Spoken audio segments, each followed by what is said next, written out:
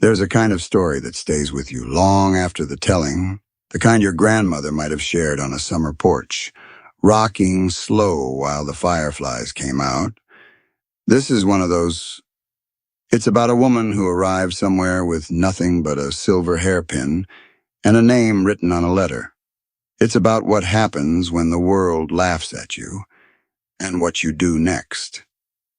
I've lived long enough to know the measure of a person isn't in what they carry, but in what they refuse to let go of. So settle in. This one's worth your time. The stagecoach had been gone 10 minutes when Anna realized no one was coming. She stood at the edge of the depot platform, dust still settling on her calico skirt, her single carpet bag at her feet. The letter in her pocket, 3 months of correspondence, promises inked in careful script, felt heavier than the bag itself.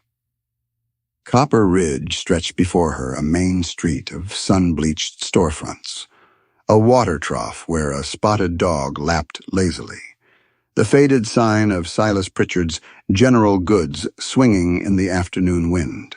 She walked toward it. The bell above the door jangled. Inside, the smell of coffee beans and tobacco. 3 men at the counter turned. Behind the register, a thick-necked man with a stained apron looked up, squinted, then laughed a short, sharp bark that echoed off the tin ceiling. Well, he said, loud enough for the whole store. 3rd mail-order bride this year. Folks, he slapped the counter. Crane done took your money and ran, sweetheart. 2 weeks ago. Anna's hand moved to the silver pin in her hair. If this story finds you tonight, we're grateful you're here. From what we can tell, about 60% of folks watching haven't yet subscribed or liked. If you'd be so kind. That little button helps us keep these stories coming. Much obliged. Friends? The laughter spread like a brush fire. One man near the pickle barrel chuckled. Another leaned against the flour sacks, grinning. A woman by the fabric bolts covered her mouth, but her shoulders shook. Anna's fingers found the silver pin. The metal was warm from her scalp. She pulled it free. Her hair fell loose against her neck, heavy and damp, with 3 weeks of road dust. She set the pin on the counter, pushed it toward Silas. I need salt, she said. Her voice came out flat, steadier than her hands. And flour, whatever this is worth. Silas picked up the pin, held it to the light from the window, turned it, squinted, his lips curled. This. He dropped it back on the wood. My wife got better from the Sears catalog. Ain't worth a sack of flour, honey. More laughter. The woman by the fabric bolts didn't bother covering her mouth anymore. Anna reached for the pin, her throat tightened. She would not cry, not here, not in front of a sound. Boot heels on the plank floor. Istia. Heavy, unhurried. A man stepped out from behind the tall shelf of canned goods, coil of rope in one hand, dust on his shoulders. He was tall, lean through the hips, unshaven. His eyes were pale gray, the color of granite in winter light. He didn't look at Silas. He looked at her. Then he reached into his coat, pulled out something that caught the light, and set it on the counter. The sound it made metal on wood silenced the room. A silver bar, small, dense, stamped with a Wells Fargo seal. Pack her up, the man said. His voice was low, unhurried. Salt, flour, beans, bacon, whatever she needs, put it on my account. Silas's mouth opened, closed. His eyes flicked between the bar and the man's face. Elias, you don't gotta. Didn't ask for your opinion.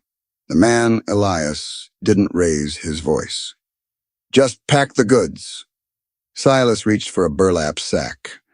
Anna stood frozen. The pin lay on the counter between them. Forgotten. Her pulse beat in her ears. Elias turned to her, up close.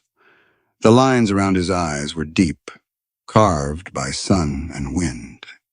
"You know anything about herbs?" he asked. "Rosemary? Sage? That sort of thing?" She opened her mouth. No sound came out. He waited. "My mother kept a garden." The words came out before Anna could stop them. Back in Ohio, Elias nodded once. Good enough. He picked up his coil of rope from where he'd set it on the counter. "Wagon's out front. We leave in 5 minutes." He walked out. The bell above the door jangled behind him. Anna stood there, the silver pin still lying on the counter between her and Silas. The shopkeeper's face had gone the color of old brick. He shoved items into a burlap sack without looking at her tin of salt. Bag of flour, wrapped bacon, dried beans. His movements were quick, angry. She picked up the pin. The metal had gone cold. She slid it back into her hair, fingers trembling as she wound the loose strands into place. "Bag's ready," Silas muttered.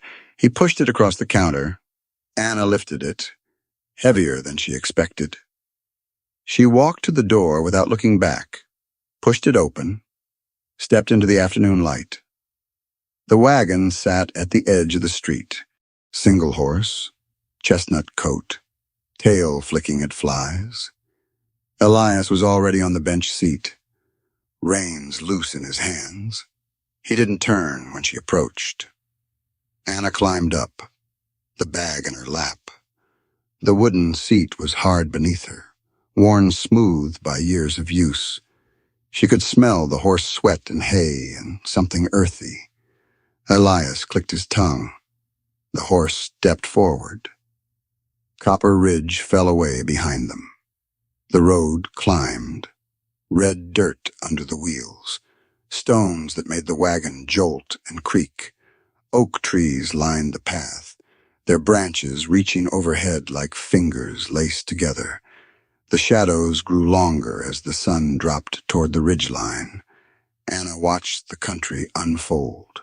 Rolling hills, dry grass the color of wheat. The occasional flash of a creek bed, mostly rock now, just a thin trickle of water catching the light. Different from Ohio, harsher. The land didn't care if you lived or died. She glanced at Elias. His profile was sharp against the sky-long nose. Stubbled jaw, the brim of his hat pulled low. He hadn't spoken since they left town. The silence pressed against her ears. She counted the rhythm of the horse's hooves, tried to think of nothing, failed. "Why'd you help me back there?" The words hung in the air between them. Elias didn't answer. The wagon wheels ground against stone. A hawk circled overhead, riding the thermals. Anna waited. The silence stretched so long she thought he hadn't heard, or had chosen not to answer. Then that laugh of his. Elias's voice was low, rough at the edges. "Heard it too many times." Anna turned that over in her mind. "You don't even know me." "Nope." He kept his eyes on the road. "Reckon I don't need to." The wagon crested a small rise. Below, the road curved through a stand of pine, then opened into a valley that climbed toward the mountains. The light was changing, now gold bleeding into orange. The shadows growing teeth. Anna's hands tightened on the burlap sack. She could feel the shape of the salt tin through the rough fabric. Everything she owned was in this wagon. A carpet bag with 2 dresses, a hairbrush, her mother's pin. That was the sum of Anna Colton's life, right here on this wagon bench beside a stranger. She didn't ask any more questions. The road wound higher, The oaks gave way to pine, the air growing cooler, sharper with the scent of resin. They crossed a shallow creek, the horses' hooves splashing through the ankle-deep water, the wagon wheels sending up small sprays that caught the dying light. Then the trees opened, and Anna saw it. A 2-story house built of pine logs, weathered to gray, brick chimney rising from the roof, a thread of no smoke, barn to the left, doors hanging open, and in front of the house, spreading down the slope toward them, a garden. Or what had been a garden. The wagon rolled to a stop. Anna climbed down, her boots hitting hard-packed dirt. She walked toward the garden without thinking, drawn by something she couldn't name. The beds were still there, neat rectangular plots, edged with stones that someone had placed with care. But the plants were dying. Rosemary gone woody and brown, sage collapsed in on itself, chamomile choked with weeds, only a few white flowers still clinging to life. Someone had loved this garden once. She could see it in the careful spacing. The way the beds were oriented to catch the morning sun. Someone had knelt in this dirt, pulled these weeds, watered these plants, and then stopped. A bark made her turn. A dog was trotting toward them from the barn, old, gray around the muzzle, black and white coat matted in places. It went straight to Elias, tail wagging slow. "Shep," Elias said, scratching behind the dog's ears. "Good boy." He lifted Anna's carpet bag from the wagon, carried it toward the house. Anna followed, her eyes moving over everything: the porch with its 2 rocking chairs, the windows dark and dusty, the front door that needed paint. Inside, the air smelled of wood smoke and dust, and something faintly sweet, like dried flowers. The main room was simple, stone fireplace, table with 2 chairs, a kitchen area with a cast-iron stove, clean but neglected, like a place someone lived in without really living. Elias led her down a short hallway. He stopped at a door on the right, pushed it open. "This is yours." Anna stepped inside.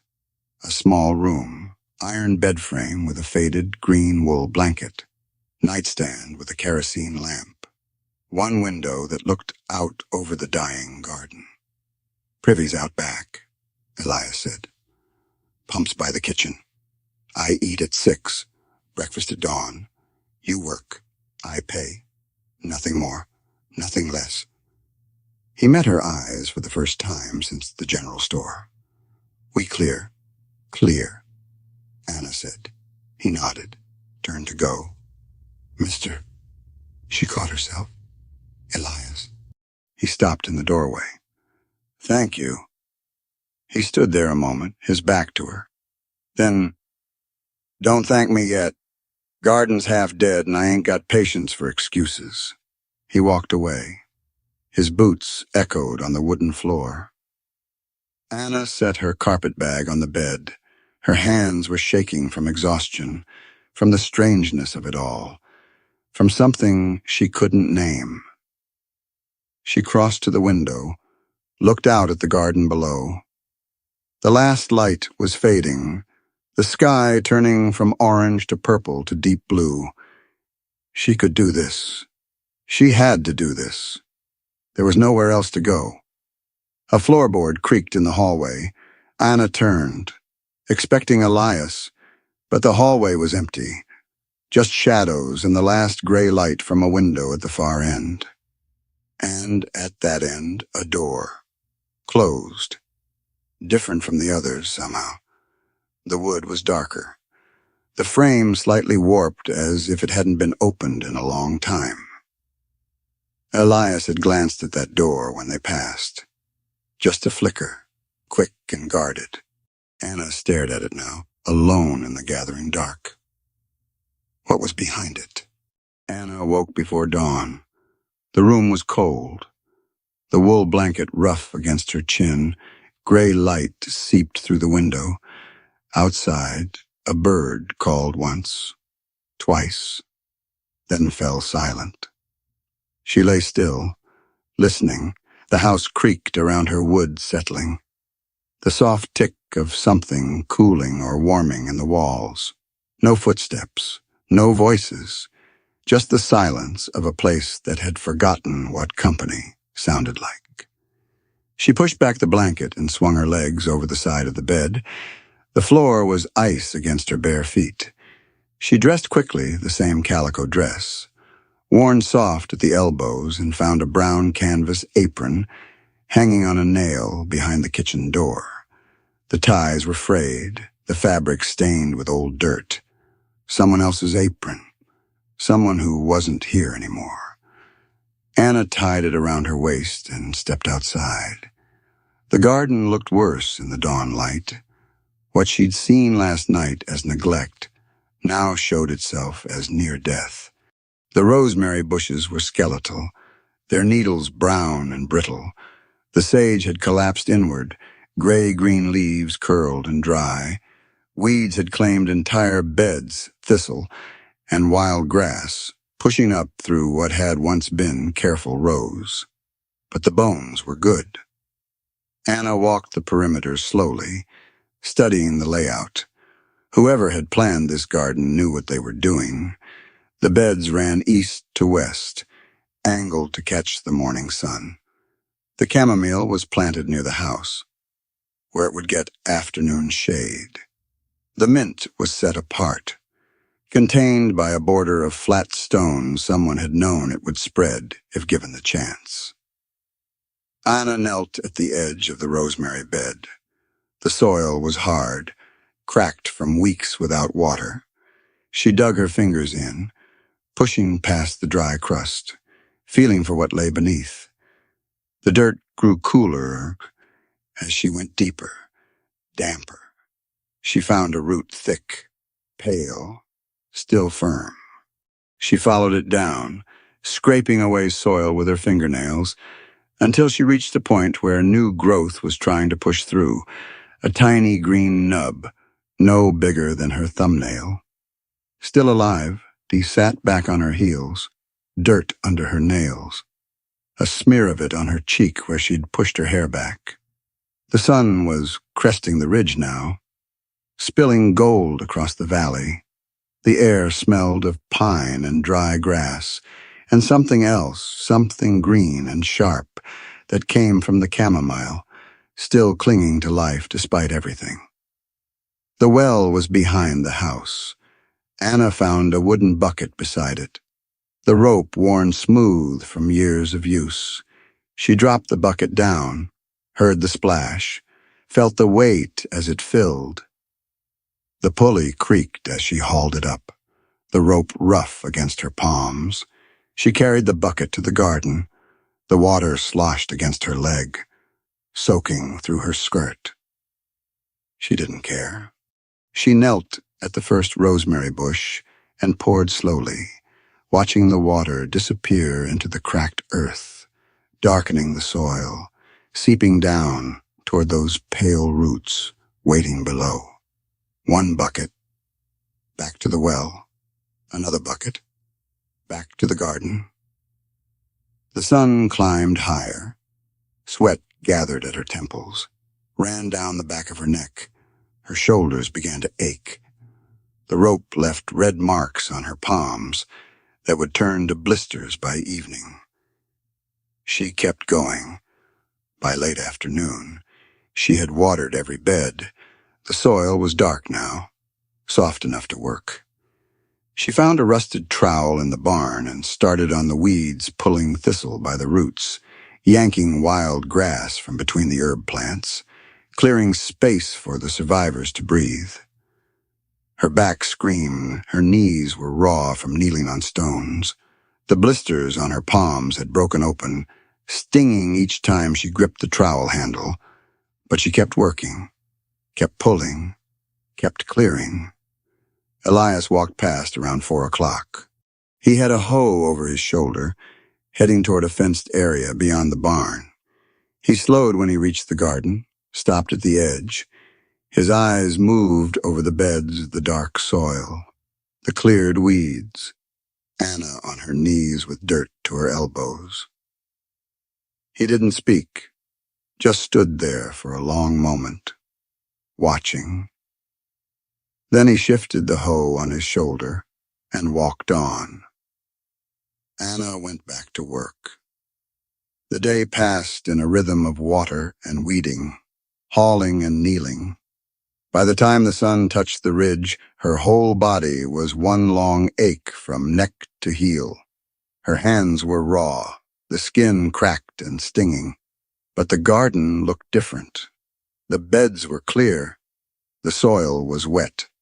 The plants that remained, and there were more than she'd expected, had room to grow. She washed at the pump behind the house, the water cold enough to make her gasp. The kitchen was dim and quiet. She found beans in a tin, bacon wrapped in paper, an onion going soft in a basket by the stove. She lit the fire, set the cast-iron pot over the flame, and started to cook. The stew was bubbling when Elias came in. He hung his hat by the door, pumped water into a tin basin, washed his hands and face. Droplets clung to his stubble. He dried off with a rag that had seen better days and sat down at the table without a word. Anna ladled stew into 2 tin bowls, set one in front of him, sat down across the table with her own. They ate in silence. The only sounds were the scrape of spoons against tin, the crackle of the fire, a Shep's breathing from his spot by the hearth. Elias finished his bowl, reached for the pot, ladled more into his bowl, then without looking at her, added a piece of bacon to her bowl from the pot. Anna looked at the bacon, looked at him. He was already eating again, eyes on his food. "The rosemary's still alive," she said. "Roots are good. Give me a few months. I can bring it back." "Suit yourself." More silence. The fire popped. Shep's tail thumped once against the floor. "Doc Harmon," Elias said. "Town doctor. He buys herbs from me, rosemary, chamomile, sage, whatever I can grow." He scraped his spoon against the bottom of his bowl. "Used to be a decent business. Before." Anna waited. He didn't explain what before meant. She didn't ask. "Silas runs supplies up through the pass every few weeks." Elias continued. "Cheaper than hauling my own wagon down. He comes by, drops off what I need, picks up the dried herbs for Doc Harmon." Anna's spoon paused halfway to her mouth. "Silas, just so you know," Elias pushed back from the table, "in case you see him around." He carried his bowl to the basin, dropped it in with a clatter, and walked out the back door. The screen banged shut behind him.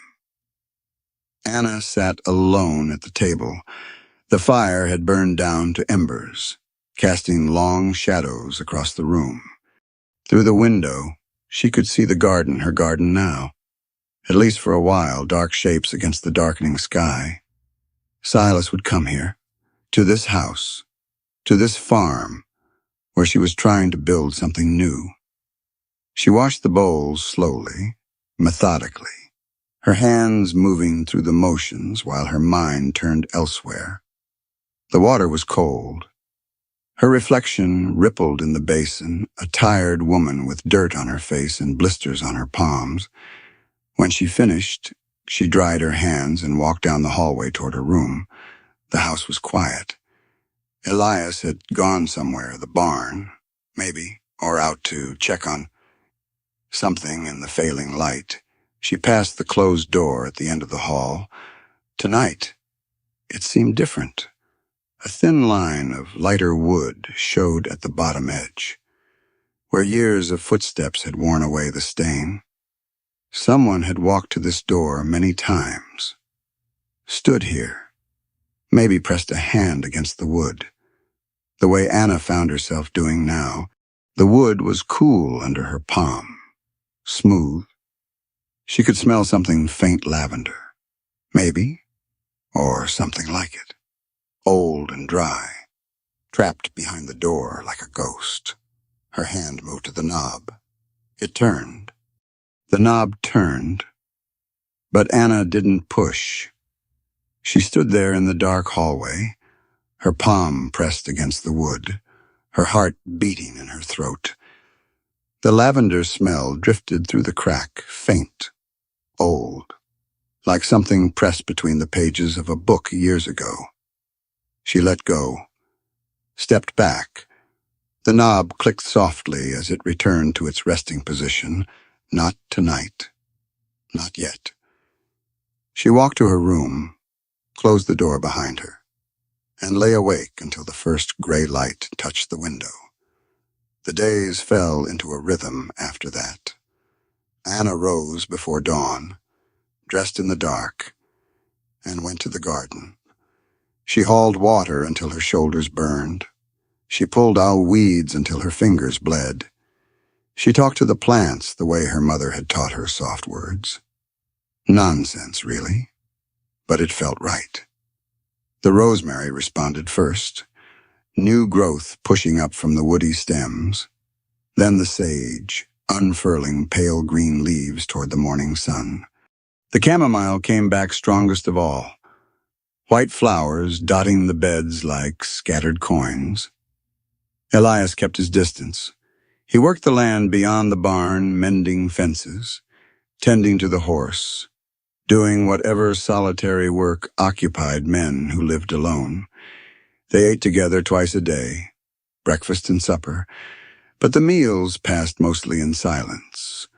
A word here, a grunt there, pass the salt, more coffee, nothing more. But Anna noticed things. She noticed how he paused at the garden's edge each morning, his eyes moving over the beds before he walked on. She noticed how the portions on her plate grew larger. Though she never asked for more, she noticed how he left a jar of salve on the kitchen table one morning, said nothing about it. Didn't even look at her, but her cracked hands healed within a week. The closed door stayed closed. Anna walked past it every day, felt the pull of it, but kept walking. The summer stretched on, 2 months, then 3. The garden transformed. What had been brown and dying was now green and thriving, the herbs growing thick and fragrant in the late summer heat. Anna harvested the first batch of rosemary on a Tuesday morning, cutting the stems with a knife Elias had sharpened for her the night before. She tied them in bundles with twine and hung them from the rafters in the barn to dry. The smell filled the space, sharp, clean, alive. She was cleaning the house when it happened. Not the garden work this time, but inside work, sweeping the floors, wiping down the windows, trying to push back against the layer of neglect that had settled over everything. She worked her way down the hallway, broom in hand, dust rising in the shafts of afternoon light. The door was ajar. Anna stopped. She was certain she hadn't touched it, certain the wind hadn't blown it open. There was no wind today. The air outside still as held breath. But there it was, open just a crack, just enough for that faint lavender smell to seep through. She pushed it with her fingertips. The hinges groaned. The room was smaller than she'd expected. A bed against the far wall, covered with a quilt that had once been blue, faded now. The colors washed to gray. Lace curtains hung at the window, yellowed with age, filtering the light into something soft and sad. A wardrobe stood in the corner, doors closed, and against the wall beneath the window a vanity. Anna stepped inside. Dust covered everything. It lay thick on the quilt, on the floor, on the small table beside the bed where a Bible sat with a ribbon marking a page. The air was close, stale, heavy with the smell of dried lavender. and something else absence. The particular emptiness of a room that had been sealed against time. She crossed to the vanity. A mirror in an oak frame, the glass clouded with age, an ivory comb, teeth yellowed, a few strands of dark hair still caught between them, a porcelain powder box, lid askew, and there, beside the box, catching the thin light from the window, a silver hairpin. Anna's breath caught. It wasn't the same as hers. The design was different, a flower she didn't recognize, something with 5 petals, delicate and detailed. But the size was the same. The weight would be the same, the way it would feel sliding into a woman's hair. She reached for it. Her fingers hovered an inch away, trembling. The floorboard creaked behind her. Anna spun around. Elias stood in the doorway. His shoulder leaned against the frame, his arms crossed over his chest. He wasn't looking at her. His eyes were fixed on the hairpin, on the vanity, on all the things that had sat undisturbed for years. "I'm sorry," Anna said. The words came out in a rush. The door was open. "I didn't mean to." Door wasn't locked. His voice was flat. Not angry. Not anything. Really. Just flat. Like a pond with no wind. Anna stepped back from the vanity. "I'll go. I shouldn't have." Her name was Sarah. Anna stopped. Elias hadn't moved. He was still looking at the vanity, at the hairpin, at the powder box with its crooked lid. 3 years come October. His jaw worked, the muscles tensing beneath his stubble. Fever took her. Started with a cough, ended with... He stopped, swallowed, ended. Anna stood very still. The dust motes drifted between them, suspended in the light. "She planted that garden," Elias said. "Every bed, every row.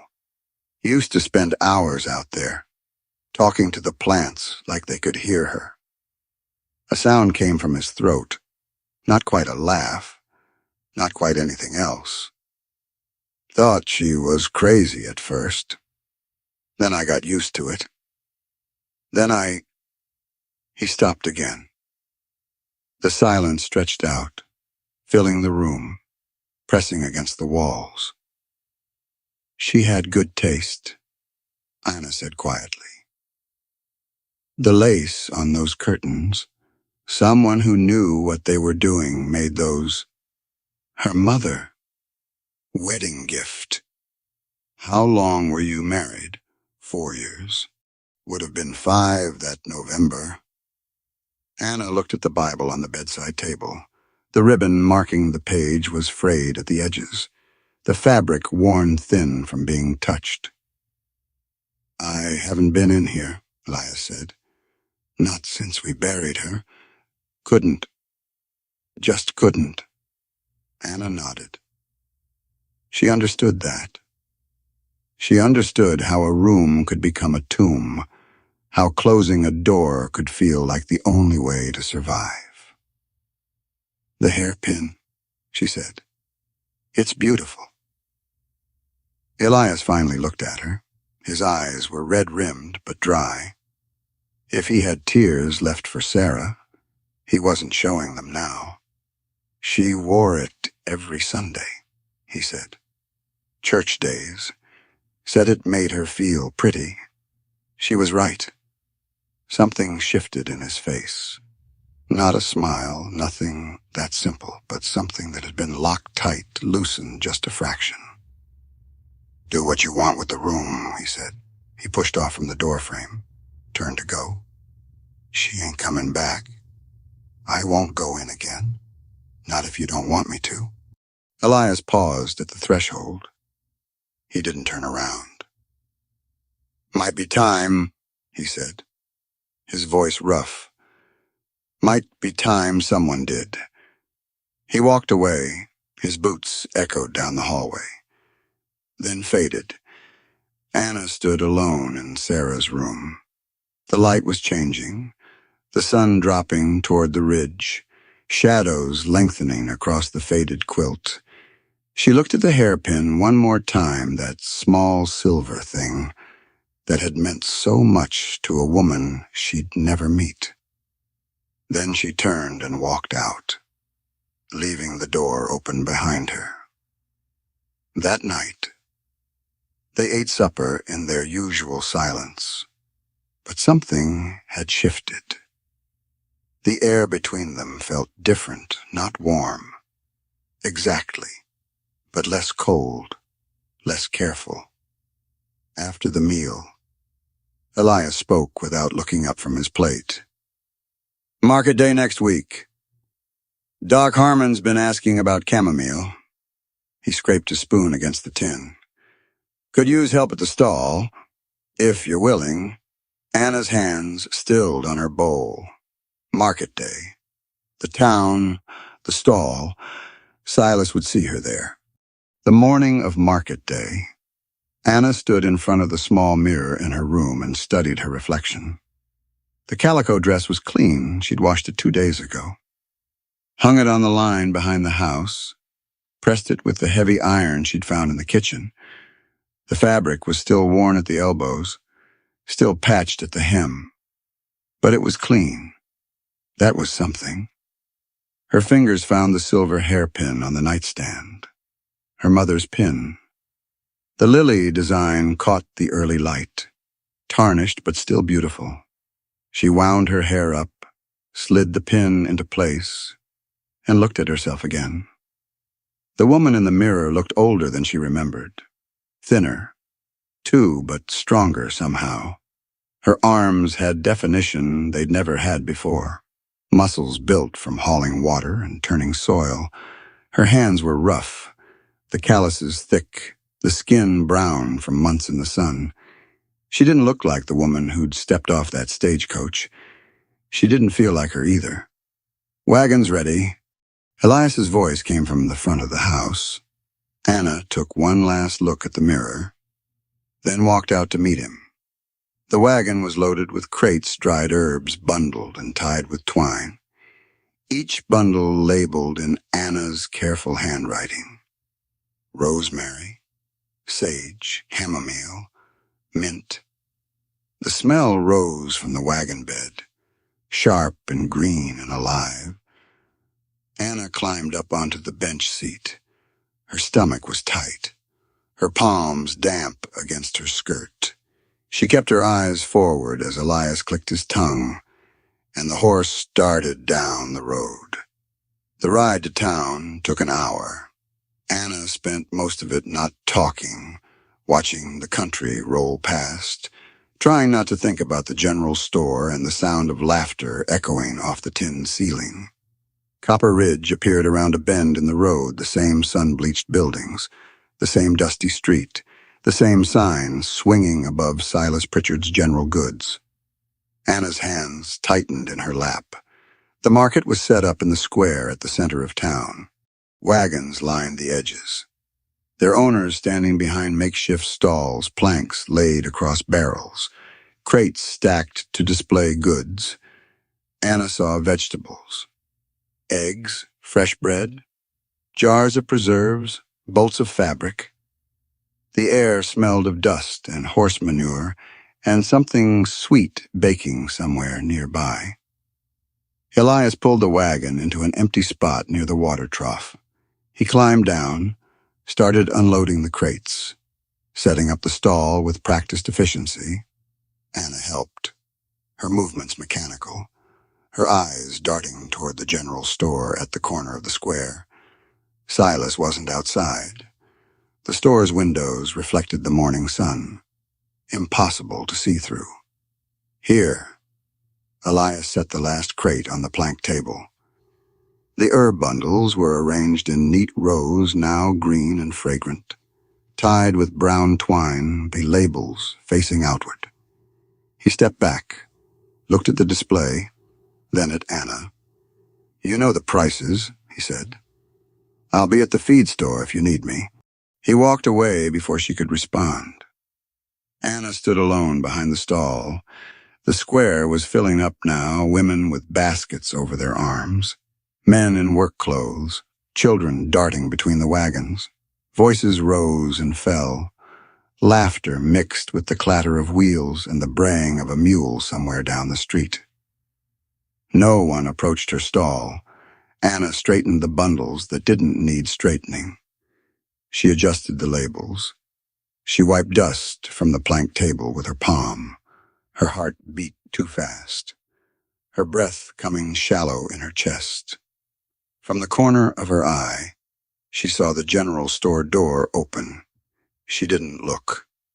She kept her eyes on the herbs, on the table, on anything but that door and whoever might be walking out of it. Footsteps approached. Anna's hands went still. "You're the one tending Elias's garden now." The voice was female, older, with a rasp of tobacco or age or both. Anna looked up. A woman stood in front of the stall, 60, maybe older, with gray hair pulled back in a severe bun and eyes that missed nothing. She wore a dress of good quality, not fancy, but well made, and carried herself with the particular authority of someone used to being listened to. "Yes, ma'am," Anna said. The woman reached for a bundle of rosemary, lifted it to her nose, inhaled deeply, her eyes closing for a moment. "Well, I'll be—" She opened her eyes, looked at Anna, then turned and spoke loudly, loud enough for the three women at the next stall to hear, loud enough for the man walking past with a sack of flour to hear. "Best rosemary I've seen in this town. Doc's gonna be pleased." Anna blinked. "Thank you, ma'am." "Mrs. Harmon." The woman set the rosemary on the table and pointed at the chamomile. "I'll take 2 bundles of that, 3 of the rosemary, and—" She squinted at the sage, "1 of those. My husband goes through herbs like water. Says the rosemary oil is the only thing that works on Mr. Peterson's joints." Anna gathered the bundles, her hand steadier now. She told Mrs. Harmon the price. The numbers came out clear, confident. Like she'd done this 100 times. Mrs. Harmon counted out coins from a small purse and dropped them into Anna's palm. The metal was warm from the woman's hand. "You're the one Crane left at the station," Mrs. Harmon said. It wasn't a question. Anna's fingers closed around the coins. "Yes, ma'am." Mrs. Harmon tucked the herbs into her basket. Man was a snake. Everyone knew it except the women who answered his letters. "You're better off." She walked away without waiting for a response. Anna stood there, the coins in her fist, something loosening in her chest.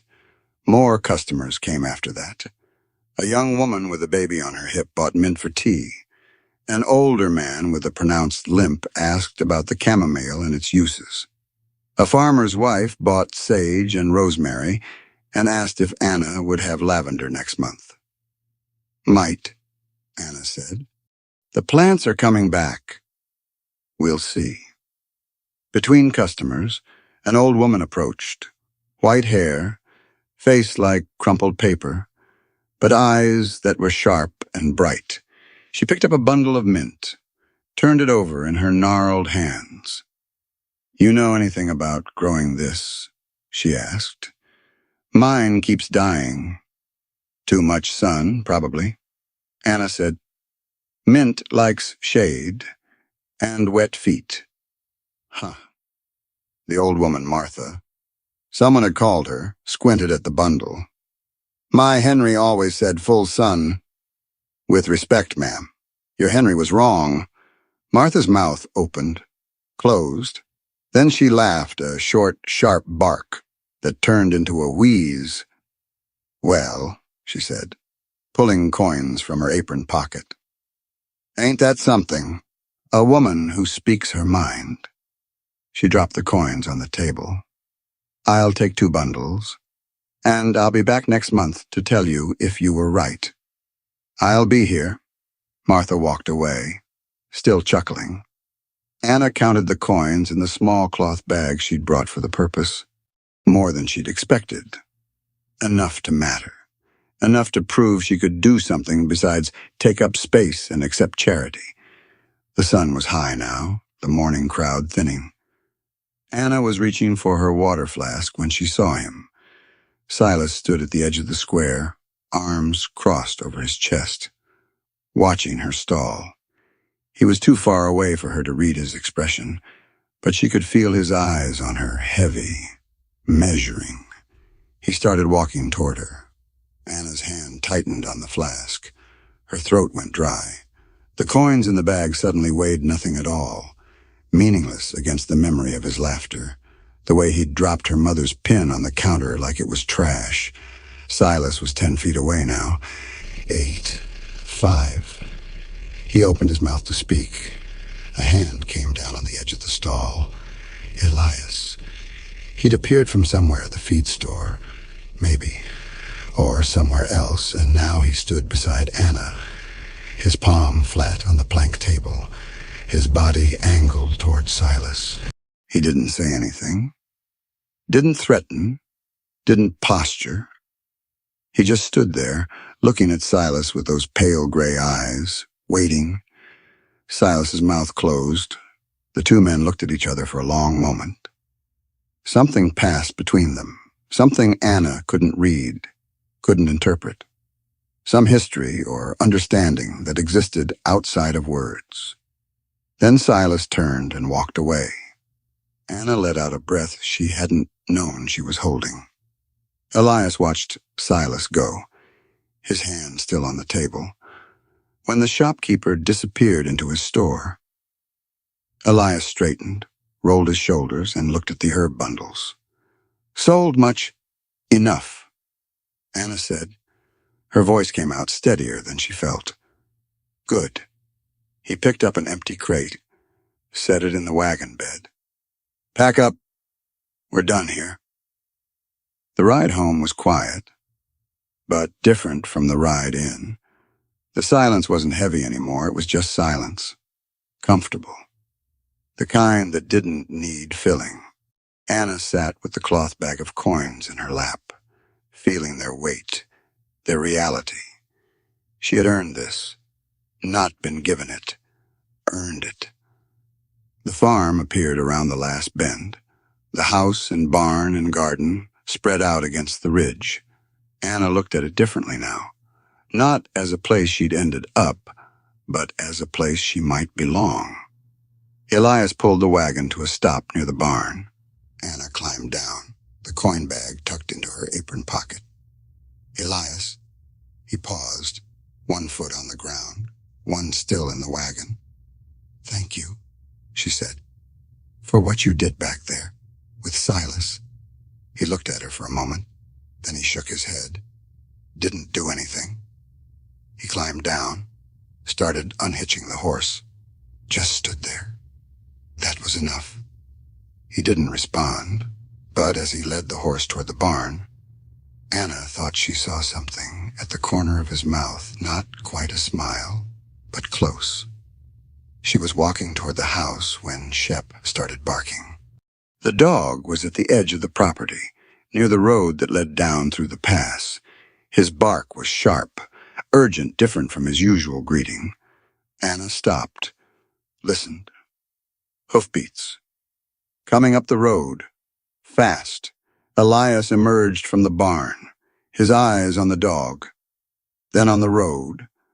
A rider appeared around the bend, a young man on a lathered horse, riding hard. He pulled up when he saw them, the horse dancing and blowing. "Mr. Stone." The rider was out of breath, his face red with exertion. "You, Elias Stone." "I am." "Doc Harmon sent me." The rider swallowed, steadied himself. "There's been an accident. Up at Miller's Pass. A wagon went over." Anna's stomach dropped. "Who?" Elias asked. The rider looked from Elias to Anna and back again. "Silas Pritchard," he said. "He's hurt bad. They left him by the road." The rider's words hung in the air like smoke. Where Elias's voice was sharp, cutting. Miller's Pass, about 2 miles up the canyon road, the rider wiped sweat from his face with a dirty sleeve. Bandits hit his wagon, took everything, spooked the horse. Wagon flipped. Doc's on his way from town, but he shook his head.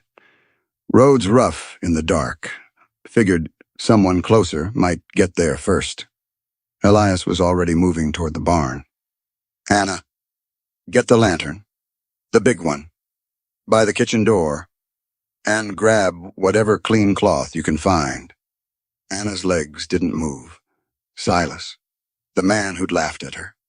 The man who'd dropped her mother's pin on the counter like garbage. The man who'd called her honey and sweetheart while a room full of strangers watched her humiliation. That man was lying in the dirt somewhere, bleeding. Anna! Elias's voice snapped her back. He was standing at the barn door, watching her. Now, he said, move. She moved. The storm lantern was where he'd said heavy, brass. The glass chimney smudged with soot. She grabbed it, then ran to her room, pulled the sheet from the bed, bundled it under her arm. Her shawl hung on the hook by the door. She threw it over her shoulders as she ran back outside. Elias had the horse saddled, not the wagon horse, but a bay mare Anna had seen in the back paddock. He swung up, reached down a hand. Behind me. Hold on. Anna grabbed his hand. His grip was iron, hauling her up onto the horse's back in one motion. She wrapped her arms around his waist, the lantern banging against her thigh, the bundled sheet pressed between them. Elias kicked the mare into motion. They rode hard through the gathering dark. The sun had dropped below the ridge, leaving only a thin line of orange on the horizon. Shadows pooled in the hollows, spread across the road like spilled ink. The mare's hooves pounded against the packed earth, throwing up clods of dirt that stung Anna's face and arms.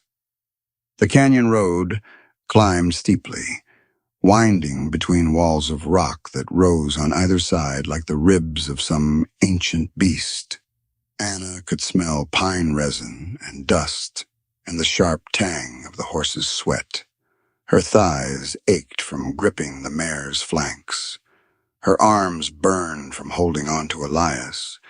The ride took longer than Anna expected. The trail was treacherous in the failing light. The mare picking her way carefully over loose stones and sudden drops. By the time they rounded the final bend, full dark had fallen. Elias pulled up hard. The wagon lay on its side in the middle of the road, one wheel still spinning slowly, creaking with each rotation. Crates had spilled across the dirt, broken open, contents scattered. Flour made white streaks on the dark ground. A barrel had cracked, spilling something dark that might have been molasses. And beside the wagon, half hidden in shadow, a body. Elias dismounted, took the lantern from Anna, struck a match. The wick caught.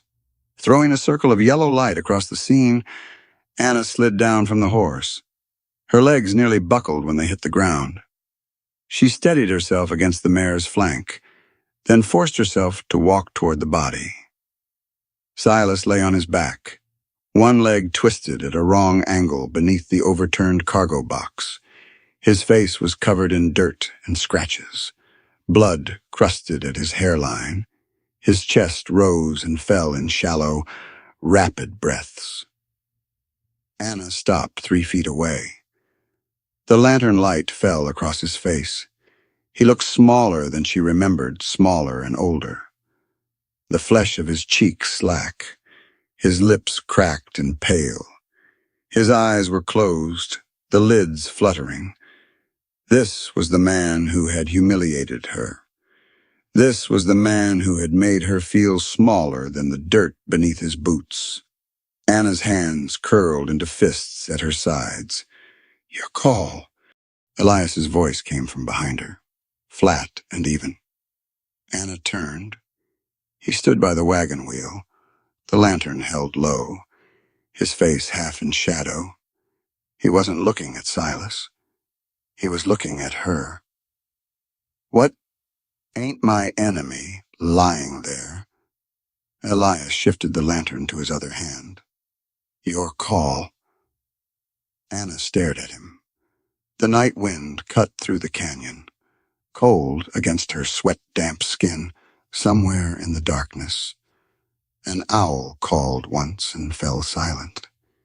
She looked back at Silas, at his pale face, his rapid breathing, the blood drying on his forehead. She could walk away, climb back on that horse and ride home and never think about Silas Pritchard again. Leave him here for Doc Harmon to find, or not find. Leave him to whatever fate the night had in store. It would be justice. It would be fair. Her mother's voice came to her then, unbidden. Not words exactly, but the memory of words. Something about kindness being what you do when no one's watching. Something about mercy being stronger than revenge. Anna's fingers uncurled. She knelt in the dirt beside Silas. The ground was cold and damp beneath her knees. Mud seeped through her skirt, black and thick, soaking into the fabric. She could feel it against her skin, wet, gritty, smelling of earth and rot. She leaned forward, pressed her palm against Silas's forehead. Hot, far too hot. Fever, she said. Her voice sounded strange in her own ears, calm, steady, like someone else was speaking through her mouth. He's burning up. Anna pulled the bundled sheet from under her arm, started tearing it into strips. The fabric resisted at first, then gave way with a ripping sound that echoed off the canyon walls. Help me get him out from under there, she said. Elias set the lantern on a flat rock and moved to the cargo box. He braced his shoulder against it, pushed. The veins in his neck stood out, his boots digging into the mud for purchase. The box shifted. Silas groaned a low animal sound that made Anna's stomach clench. Again, she said. Elias pushed. The box scraped against the ground, moved another inch. Anna grabbed Silas's shoulders, pulled him toward her as the weight lifted from his leg. He slid through the mud, his body limp and heavy. Anna's arms screamed with the effort. Her hand slipped on his sweat-soaked shirt. She fell backward. Silas's upper body landing across her lap. Mud splashing up into her face, her hair, her mouth. She spat, wiped her eyes with a muddy hand, which only made it worse. She could taste dirt on her tongue, feel it grinding between her teeth. But Silas was free. His leg was bad swollen, the fabric of his trousers torn, a deep gash running from knee to ankle. Not broken, Anna thought, but close. She pressed a strip of sheet against the wound. Blood soaked through immediately, warm and wet against her fingers. Hold this, she told Elias. He knelt beside her, pressed his palm over the makeshift bandage. Anna worked quickly. Another strip around the leg, tied tight. Another for the wound on his forehead, where the blood had started flowing again. Her hands moved without thought, guided by instinct and the faded memory of her mother's teachings. Silas's eyes fluttered open. He looked up at her, at her mud-streaked face, her tangled hair, her hands covered in his blood. His mouth moved, trying to form words. Don't talk, Anna said. Save your strength. But Silas kept looking at her. His eyes were glassy with fever, unfocused. But something in them shifted recognition, maybe, or confusion. His cracked lips parted. You, he whispered, His voice was barely audible over the wind. "You're the—" "I know who I am." Anna cut him off. Her voice came out harder than she intended. "And I know who you are. Now be quiet." She looked at Elias over Silas's prone body. "We need to get him back to the house. He won't make it if we leave him here for Doc Harmon." Elias studied her face in the lantern light.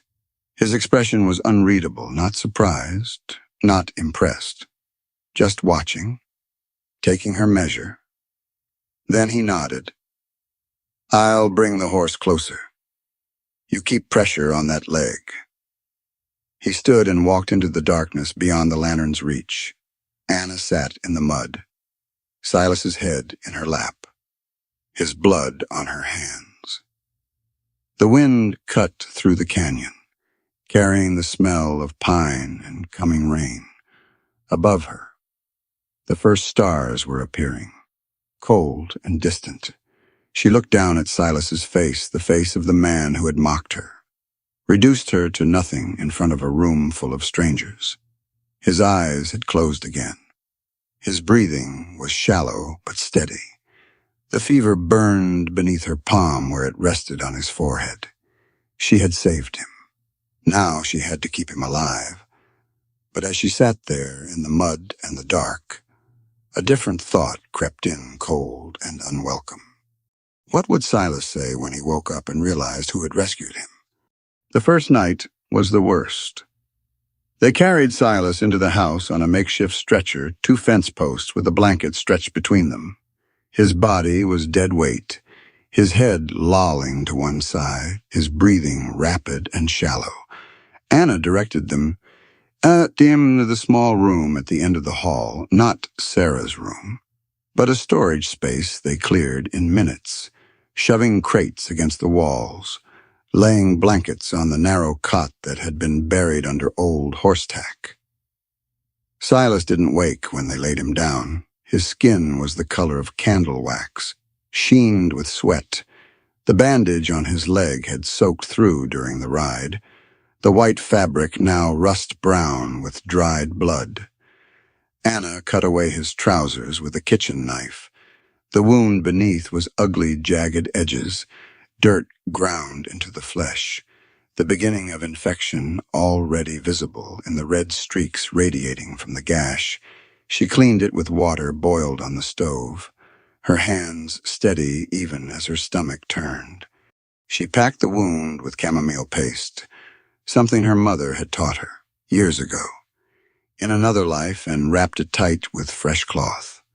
The fever climbed through the night. Anna sat beside the cot, a basin of cool water at her feet, wringing out cloths and laying them across Silas's forehead. His body shook with chills, even as heat poured off him in waves.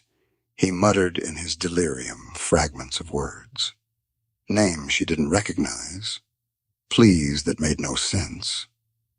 Around midnight, Elias appeared in the doorway with 2 cups of coffee. He handed one to Anna, settled into the chair in the corner. "You should rest," he said. "I can watch him for a spell." "Not yet." He didn't argue, just sat there, the coffee warming his hands, his eyes on the sick man in the bed. They traded shifts after that. Anna would sleep for a few hours in the chair while Elias kept watch, then take over when he needed to tend the animals or catch some rest himself. The rhythm was exhausting, but necessary. Neither of them could keep going without some sleep, and Silas needed constant attention. The second day brought no change. Anna worked mechanically, her body moving through tasks her mind barely registered. Change the bandages. Check the wound. Wipe the sweat. Try to get water past his cracked lips. Most of it dribbled down his chin, soaking into the pillow. She found the medical book in her carpet bag, Domestic Medicine, by William Buchan, her mother's copy.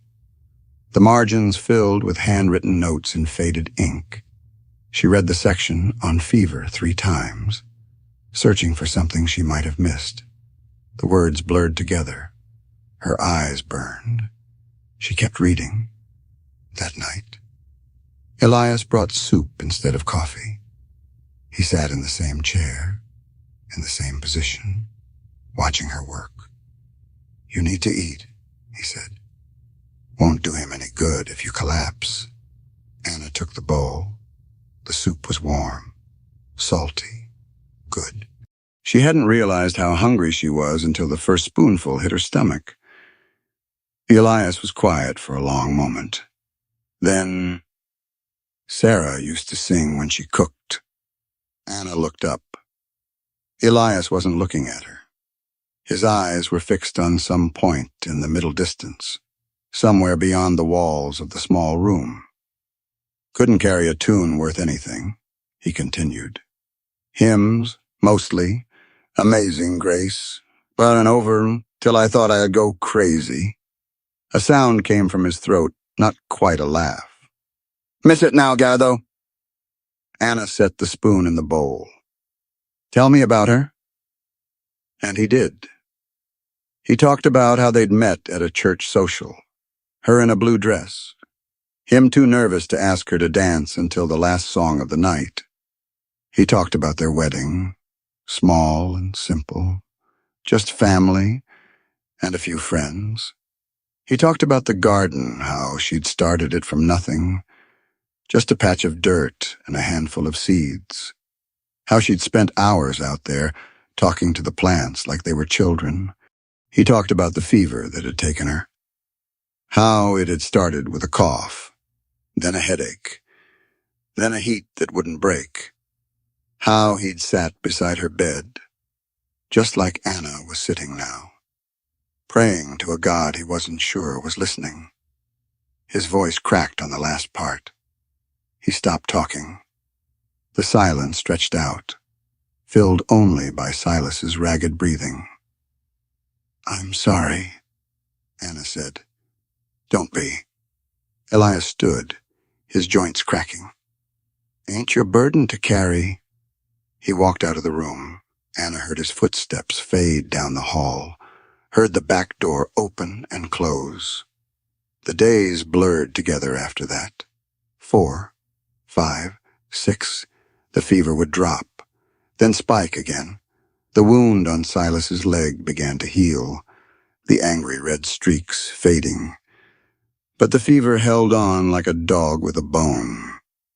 Anna slept in snatches an hour here, 2 hours there, always with one ear listening for changes in Silas's breathing.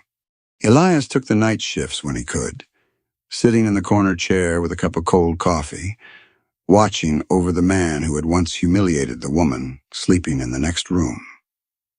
On the 10th night, the fever broke. Anna was dozing in the chair when she heard Silas's breathing change, deeper, slower, more regular. She reached out, pressed her palm to his forehead. Cool, not cold, but cool. The fire that had burned beneath his skin for nearly 2 weeks was finally gone. She sat back in her chair, her hands trembling. Exhaustion crashed over her like a wave sudden, overwhelming. She let her eyes close, just for a moment. When she opened them again, morning light was streaming through the window, and Silas was awake. His eyes were open, fixed on the ceiling. His breathing was slow and even now. The fever flush faded from his cheeks. He looked smaller than she remembered, deflated somehow, like a balloon that had lost its air. Anna straightened in her chair.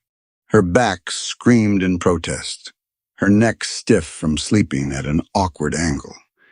She reached for the water cup on the nightstand. Silas turned his head. Their eyes met. Anna watched the recognition dawn, the confusion first, then the slow assembly of memory, then the understanding. His gaze moved from her face to her hands, still rough, still callous to the bandages on his leg, to the basin of water, to the damp cloths piled beside the bed. His lips parted. Where? Elias Stone's farm. Anna's voice came out rough, scratchy from lack of sleep. Miller's Pass. Your wagon flipped. Silas's eyes closed. His throat worked. The Adam's apple bobbing. When he opened his eyes again, they were wet. You, he said. The word came out cracked, broken. You're the one who... Yes. He stared at her. Anna could see it happening, the pieces falling into place. The full weight of it settling over him. The woman he'd mocked. The woman he'd humiliated in front of a room full of people. The woman whose mother's pin he'd called worthless. That woman had spent nearly 2 weeks at his bedside. That woman had cleaned his wounds and cooled his fever and held water to his lips. Something shifted in Silas's face. The lines around his mouth deepened. His jaw clenched, released, clenched again. Why? The word was barely a whisper. Anna thought about the question. She thought about her mother's voice, about kindness and mercy and all the things she'd been taught. She thought about the mud soaking through her skirt, the blood on her hands, the long nights of fighting sleep while this man fought death. I don't know, she said, and it was the truth. Silas turned his face to the wall. His shoulders began to shake. Anna had expected many things: anger, maybe denial, perhaps even gratitude, though she hadn't been counting on it. But she hadn't expected this, hadn't expected the sounds that were coming from him now, not words, not really, but something deeper, something broken. She stood up. Her legs were unsteady beneath her. She picked up the basin of water, the pile of used cloths. She walked to the door and stopped. Why? The question came out before she could stop it. Silas didn't turn around. His voice came out muffled, aimed at the wall. Why, what? In the store, that first day, Anna's fingers tightened on the basin. Why did you laugh? The silence stretched out. Silas's shoulders had stopped shaking. But he still didn't turn. Because I'm a coward, he said finally. His voice was flat, empty. Because it's easier to laugh at someone else's misfortune than face your own. Because his breath cut. Because I've been doing it so long I forgot how to be anything else. Anna stood in the doorway, the basin heavy in her hands. That's not an answer, she said. No. Silas finally turned his head. His face was wet, streaked with tears that had cut clean lines through the grime. It ain't, but it's all I got. Anna looked at him, this man who had been so large in her memory, so cruel, so powerful. He looked small now, diminished, not by her kindness. She realized, by his own shame, by the weight of what he'd done pressing down on him in the quiet hours of recovery. She didn't forgive him. She wasn't sure she ever would, but she understood something now that she hadn't understood before. There's porridge on the stove, she said. I'll bring you some. She walked out before he could respond. In the hallway, she leaned against the wall and closed her eyes. Her whole body was shaking from exhaustion, from emotion, from something she couldn't name. Footsteps approached. Elias appeared at the end of the hall, a cup of coffee in each hand. He's awake, Anna said. I heard. He handed her a cup. The ceramic was warm against her cold fingers. She wrapped both hands around it, breathed in the bitter steam. What now? She asked. Elias looked past her, toward the room where Silas lay. His expression was unreadable. Now, he said. We find out what kind of man he really is. A week passed after Silas woke, then another. He grew stronger each day. The fever stayed gone, the wound on his leg closed, pink new skin forming beneath the bandages. Anna changed every morning. He could sit up by the 5th day, stand with help by the 8th, walk with a crutch Elias fashioned from a hickory branch by the 12th.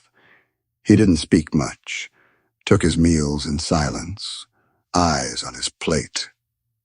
When Anna brought him water or changed his bandages, he watched her with an expression she couldn't read, something between shame and wonder. Like a man looking at a thing he didn't deserve to see. On the 14th morning, he asked to speak with her. Anna found him sitting on the edge of the cot, fully dressed for the first time since the accident. Someone, Elias, probably had brought him clean clothes from town. The shirt hung loose on his frame. He'd lost weight during the fever. His face was thinner too, the flesh drawn tight across his cheekbones. He had a piece of paper in his hands. "Sit down," he said. "Please." Anna remained standing in the doorway. "I'm fine here." Silas nodded, as if he'd expected that answer. He looked down at the paper, turned it over in his hands. The edges were creased, the surface covered in careful handwriting. "I wrote this last night," he said. His voice was rough, uncertain, nothing like the booming confidence she remembered from the general store. "Took me 4 tries to get the words right. Still not sure I managed it." He held out the paper. Anna didn't move. "It's the deed to half my store," Silas said. "Signed and witnessed, had the sheriff come by yesterday. Make it legal. It's yours, fair and square." The words hung in the air between them. Anna stared at the paper, at the ink, the creases, the trembling in Silas's hand as he held it out. "I don't want your store," she said. Silas's arm dropped. He looked at the deed, then back at her. "Then what do you want? Tell me." "Whatever it is." Anna turned toward the window, through the dusty glass. She could see the garden, her garden now, thick and green and thriving. The chamomile was blooming, white flowers nodding in the morning breeze. The rosemary had grown tall enough to brush against the windowsill of the room where she slept. "I already got what I need," she said. Silas was quiet for a long moment. When he spoke again, his voice was barely audible. "I don't understand you, woman." "No." Anna turned back to face him. "I don't expect you do." He sat there on the edge of the cot, the deed crumpled in his fist, looking smaller than she'd ever seen him, smaller than the man who'd laughed at her, smaller than the man who'd made her feel worthless. Just a man, old and tired and broken in ways that had nothing to do with his leg. "Why?" he asked. The question seemed torn from somewhere deep inside him. "Why did you save me after everything I—" He stopped, swallowed. "You could have left me there. No one would have blamed you." Anna thought about the question. She thought about the mud soaking through her skirt, the blood on her hands, the long nights sitting beside his bed while fever racked his body. "I didn't save you for you," she said finally. "I saved you for me, so I could look at myself in the mirror and know I wasn't the kind of person who'd leave a man to die just because he was cruel to me once." Silas's eyes closed. His shoulders curled inward. "That's worse," he whispered. "That's so much worse than if you just hated me." Anna didn't argue. She didn't disagree. She walked to the cot and took the crumpled deed from his hand, smoothed it out against her thigh, folded it in half, then in quarters. and held it out to him. "Keep it," she said. "Use it to be better. That's payment enough." Silas took the paper. His fingers brushed hers, brief, accidental. He flinched like he'd touched a hot stove. "I ain't gonna forget this," he said. His voice cracked on the words. "I ain't ever gonna forget. I know." She left him sitting there, the folded deed pressed against his chest, his head bowed. Elias had the wagon ready by noon, the same wagon that had brought her up the mountain all those months ago, the same chestnut horse flicking its tail at flies. But now there was a second seat, a chair taken from the kitchen, cushioned with folded blankets, lashed to the wagon bed with rope. Silas came out of the house slowly, the crutch under his arm, his weight heavy on the makeshift support. He paused at the edge of the porch, looked out at the farm, the house, the barn, the garden spreading down the slope toward the road. "Good land," he said. "Good people on it." Elias helped him into the wagon, settling him onto the cushioned chair. Neither man spoke. There was nothing left to say, or maybe too much. The words tangled up in history and hurt, and the strange alchemy of mercy. Silas picked up the reins. The horse shifted, eager to move. He looked at Anna. She stood on the porch steps, her arms crossed over her chest, the morning sun warm on her shoulders. "That pin of yours," Lass said. "The silver one, with the lily." Anna's hand moved involuntarily to her hair, where the pin held her bun in place. "It's worth more than I said." Silas's throat worked. "A lot more. I knew it when I saw it. Said what I said anyway." He shook his head. "Just wanted you to know. Wanted you to know. I knew." Anna nodded once, said nothing. Silas turned back to the horse, clicked his tongue. The wagon lurched forward, wheels crunching on gravel, and rolled down the road toward the pass. Anna watched until it disappeared around the bend, until the sound of hooves faded into silence, until there was nothing left but the wind in the grass and the bees humming in the garden. Elias came to stand beside her. "Well," he said. "Well." She agreed. They stood like that for a while, not speaking, watching the road where Silas had disappeared. The sun climbed higher, burning off the morning chill.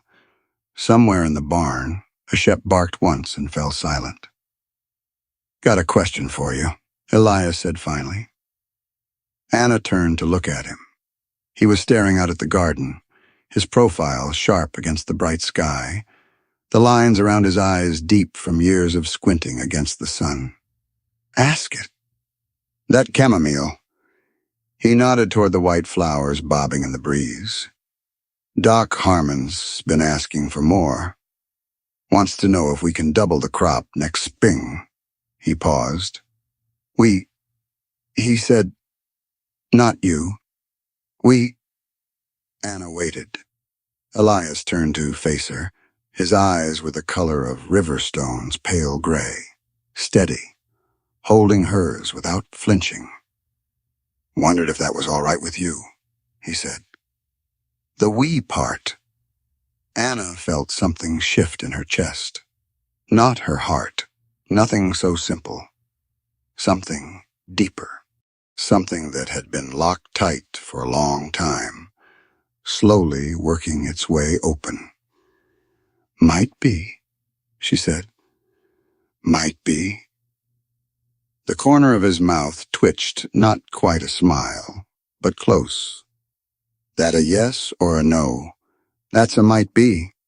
Anna looked out at the garden, at the house, at the mountains rising purple in the distance. "Ask me again next spring, when the chamomile blooms." Elias nodded slowly. "Fair enough." He walked toward the barn, his boots crunching on the gravel path.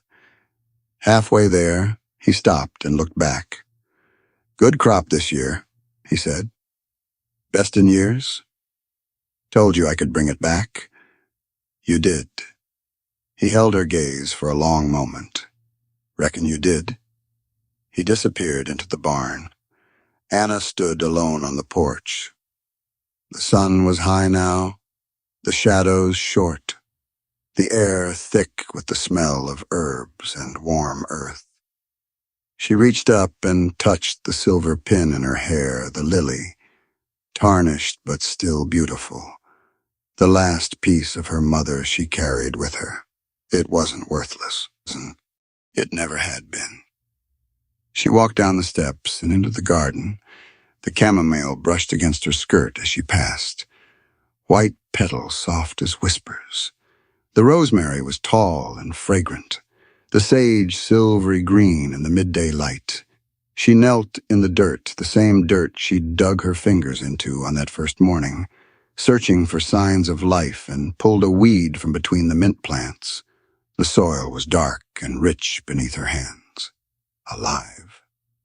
She thought about the woman who'd stepped off that stagecoach, the one with nothing but a carpet big and a broken promise. That woman was gone now, left behind somewhere on the dusty road between Copper Ridge and this place that had become home. The woman kneeling in this garden was someone else, someone stronger, someone who knew her own worth. Not because anyone had told her, but because she'd proven it to herself. One bucket of water at a time, one weed at a time, one long night at a time. Shep wandered over from the barn, his tail wagging slow. He lay down beside her in the dirt, his gray muzzle resting on his paws, eyes half closed in the warmth. Anna scratched behind his ears. The dog sighed. From the barn came the sound of Elias working the ring of a hammer on metal, the low murmur of his voice as he talked to the horse. Ordinary sounds, peaceful sounds, the sounds of home. Anna sat back on her heels, the sun warm on her face, the smell of chamomile rising around her.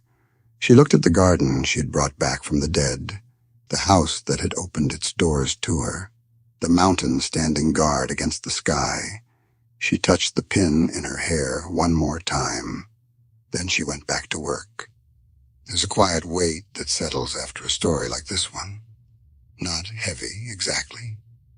More like a blanket you didn't know you needed until someone placed it across your shoulders. Many of us have stood where Anna stood, in a room full of laughter that wasn't kind, holding something precious that the world called worthless.